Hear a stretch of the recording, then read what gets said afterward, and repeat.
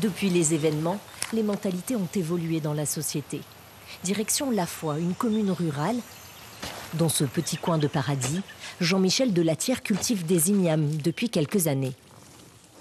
J'adore cette terre. Magnifique. Comme les Kanaks, cet agriculteur caldoche de la 5e génération se sent appartenir à son île. Il attend le référendum sur l'indépendance avec sérénité. Mon vote ira vers la confiance et la sécurité. Donc vers la France. Et vers la France aujourd'hui. Mais on est en train de préparer un pays depuis plusieurs années. Et en fait, je me sens beaucoup plus calédonien que je me sens français. Je parle français, je continuerai à parler français. Mais je me sens calédonien.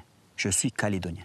Comme beaucoup, Jean-Michel Delatière se souvient encore des affrontements des années 80, avec ses barrages érigés sur les routes de brousse, ses jets de cailloux et ses militants armés. Aujourd'hui, c'est diamétralement différent. On arrive à discuter, à ouvertement parler de nos positions politiques. Il y a le respect de l'autre et le respect des idées de l'autre. Justement, il nous conduit chez un indépendantiste, Victorin Dohouka. Oh! Lui était sur les barrages pendant les événements. Il jetait des cailloux sur les gendarmes.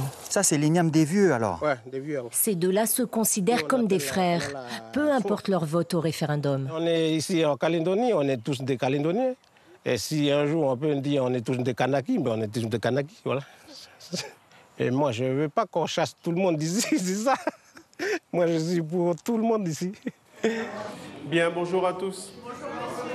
À l'université de la Nouvelle-Calédonie, c'est jour de partiel pour ses étudiants en économie. Vous ne gardez que de quoi composer. Samuel Gorouna est l'un des rares enseignants kanaks de l'université. Durant son enfance, il a été bercé par les discours des leaders indépendantistes. Chut, au fond. Il fallait faire des études pour un jour être capable de gérer la Kanaki. Voilà la dernière collection demandée. Depuis des années, il travaille sur les discours économiques des leaders indépendantistes. Réveil Kanak, du coup, c'est assez marxiste. Pour lui, l'indépendance est non seulement viable, mais inévitable. Vu qu'il y a 80% des Kanaks qui sont favorables à l'indépendance, pour moi, ça me paraît complètement illusoire de penser que la Calédonie n'accédera pas à l'indépendance. Après, c'est une histoire de temps. Ça peut ne pas se faire là et ça peut se faire plus tard, etc. Comme beaucoup de Calédoniens, Jean-Michel Delatière et Samuel Gorouna s'accordent sur l'essentiel.